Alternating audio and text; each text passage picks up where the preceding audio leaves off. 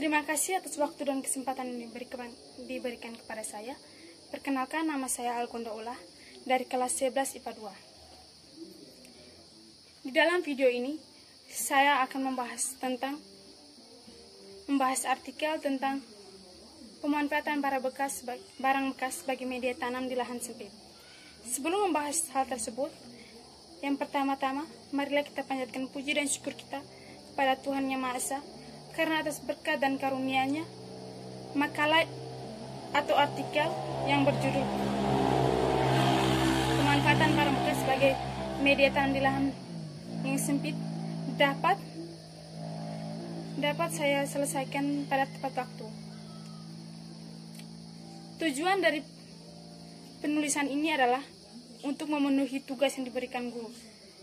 Namun ada juga tujuan lain dalam makalah ini, yaitu untuk menambah pengetahuan dan wawasan tentang lingkungan alam. Saya tahu bahwa makalah yang saya buat ini tidak lebih dari kata sempurna. Maka dari itu, saran dan kritik sangat dibutuhkan oleh saya dari para pembaca ataupun yang menontonnya. Bab 1, pendahuluan. 1.1 latar belakang. Barang bekas adalah barang yang tidak terpakai lagi atau tidak dibutuhkan lagi oleh pemiliknya, namun belum tentu barang itu tidak digunakan lagi. Contoh barang bekas yaitu botol plastik, koran, dan kaleng. Barang bekas tersebut dapat didaur ulang. Manfaat yang bisa didaur ulang jika kita melakukan daur ulang barang bekas yaitu: yang pertama, mengurangi pencemaran akibat sampah; yang kedua, menghemat energi; yang ketiga, menjaga sumber daya alam; yang keempat, mencegah timbulnya penyakit di sekitar kita; yang kelima, menambah pengetahuan dan mengasah kreativitas; yang keenam, menghemat pengeluaran. Hasil dari daur ulang barang bekas bisa berupa celengan, mainan robot, dan pot. Pot tanaman ini sangat cocok untuk memelihara tanaman hias di rumah, khususnya bagi yang tidak memiliki lahan atau memiliki lahan tapi lahannya sangat kecil atau sempit. Dalam arti luas, lahan adalah semua yang mencakup kegiatan pertanian. Sedangkan dalam arti sempit, lahan adalah suatu budidaya tanaman ke dalam suatu lahan untuk mencukupi atau kurang cukup untuk kebutuhan yang diperlukan. Dalam arti lain lagi, lahan sempit adalah lahan yang tidak dapat ditanami apapun, apalagi sayuran, karena untuk menanam sayuran butuh lahan yang sangat luas. Untuk menghadapi permasalahan tersebut, kita dapat menggunakan pot untuk menanam tanaman hias di rumah. Kita dapat mendaur ulang barang bekas untuk menjadi pot dengan berbagai jenis, yang pertama, pot tunggal. Pot ini dihasilkan dari barang bekas ember. Yang kedua, pot horizontal. Dihasilkan dari kerajinan barang bekas pipa paralon sehingga posisinya mendatar. Yang ketiga, pot vertikal. Pot vertikal ini dihasilkan dari pipa paralon dan bambu yang penempatannya dengan cara berdiri. Oleh karena itu, kita tidak perlu lagi khawatir untuk menanam tanaman di lahan yang sempit. Karena wadah yang digunakan adalah pot, kita harus tahu media tanam untuk tanaman di pot. Media tanam adalah elemen penunjang yang digunakan untuk melangsungkan kehidupan bibit tanaman ataupun bibit bunga. Unsur-unsur yang terkandung di dalamnya sangat berguna untuk perkembangan organ tanaman. Tanaman hias, bunga, daun, dan pohon yang ditanami di dalam pot sangat keterbatasan terhadap ruang. Hal ini menyebabkan pertumbuhannya bisa melambat. Untuk itu, demi menghindari hal-hal tersebut, kita harus mengetahui terlebih dahulu media tanam apa saja yang cocok untuk tanaman di dalam wadah pot, agar nantinya tanaman bisa tumbuh secara mestinya. Media tanam yang baik untuk tanaman di wadah pot yaitu: yang pertama, tanah subur, humus, sekam padi, sekam hitam, ataupun sekam yang dibakar. 1.2 Rumusan masalah. Apa yang dimaksud dengan barang bekas? Apa manfaat dari mendaur ulang barang bekas? Apa yang dimaksud dengan lahan sempit? Bagaimana cara menghadapi permasalahan menanam di lahan yang sempit? Apa itu media tanam? Dan bagaimana jenis media tanam yang baik untuk tanaman di wadah pot? 133. Tujuan penulisan. Tujuan penulisan yang pertama itu mengetahui apa yang dimaksud dengan barang bekas.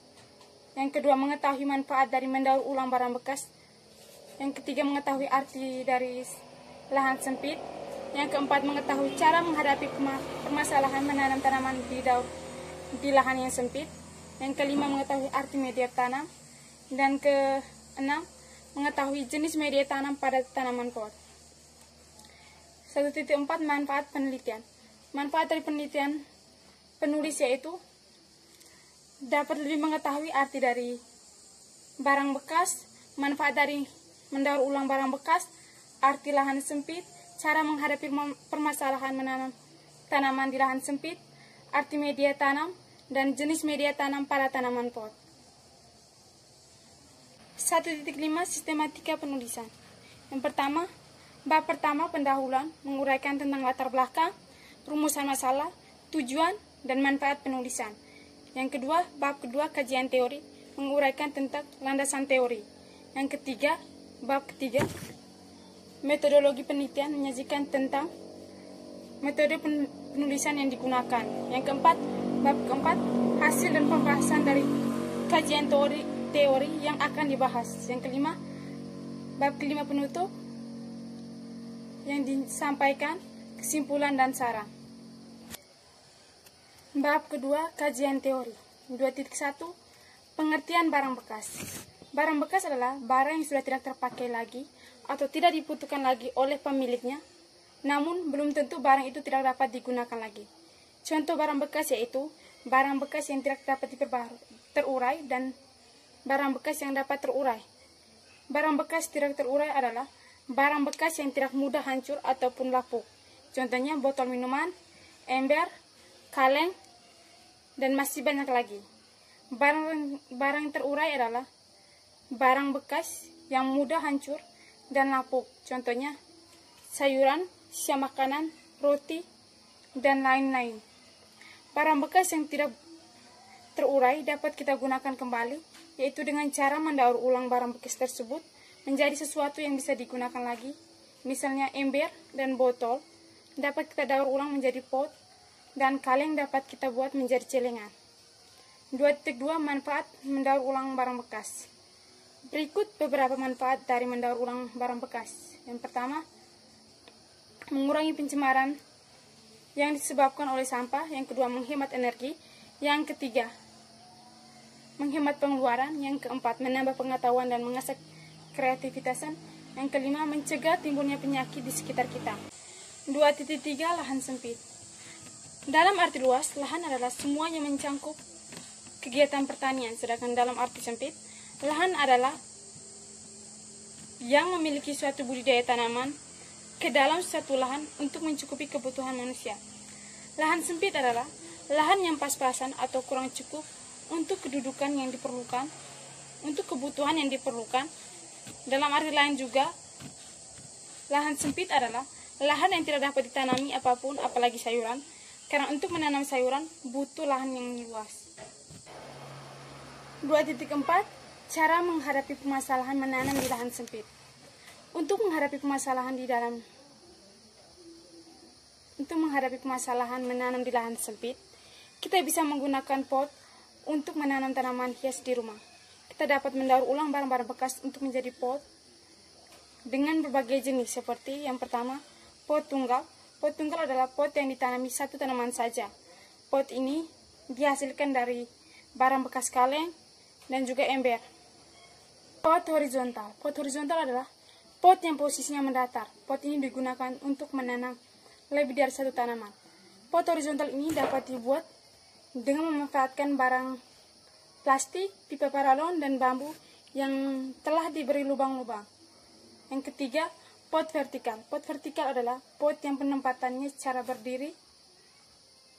Pot ini bisa dibuat dari pipa paralon maupun bambu. 2.5 Pengertian media tanam. Media tanam merupakan elemen penunjang yang digunakan untuk melangsungkan kehidupan bibit tanaman ataupun bibit bunga. Unsur-unsur yang terkandung di dalamnya sangat berguna untuk perkembangan organ tanaman.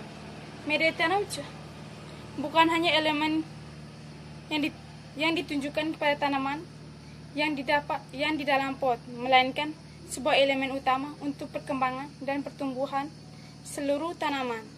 Intinya, media tanam merupakan serangkaian unsur-unsur yang berguna untuk perkembangan ataupun tumbuhan. Tanaman hias, bunga, daun, dan pohon yang ditanam di dalam pot dan ditanam di dalam pot sangat berketerbatasan terhadap ruang. Hal ini menyebabkan pertumbuhannya bisa melambat.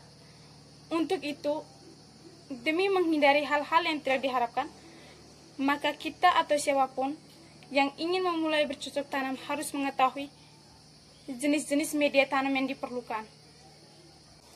Media tanam yang baik untuk tanaman terdapat unsur hara dan bahan mineral yang dapat mencukupi kebutuhan tanaman. 2.6 Jenis-jenis media tanam yang baik. Media tanam yang baik untuk tanaman terhadap unsur hara dan bahan mineral yang dapat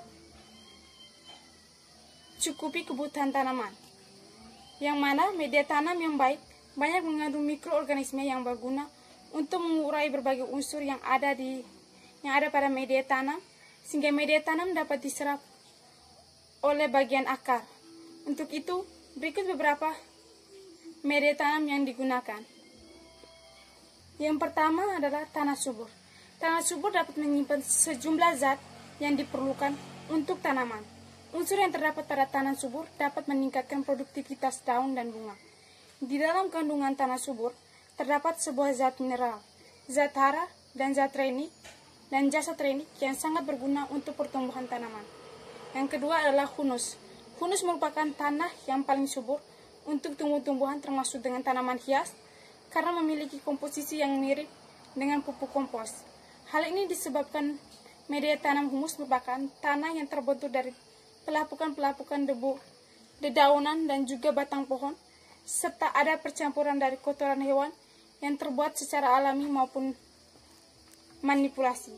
Media tanam humus biasanya berwarna gelap, yakni coklat kehitaman, dan juga mempunyai tekstur yang lembut dan gembur yang di dalamnya mengandung zat-zat seperti fenol, asam karbon siap, hidroksida, serta alikfakid.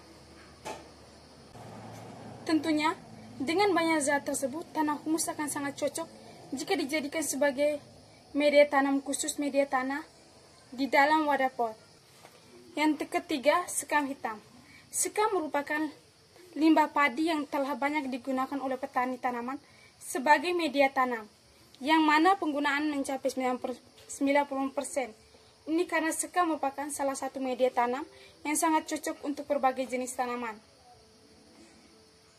Contohnya tanaman hias maupun bibit bunga.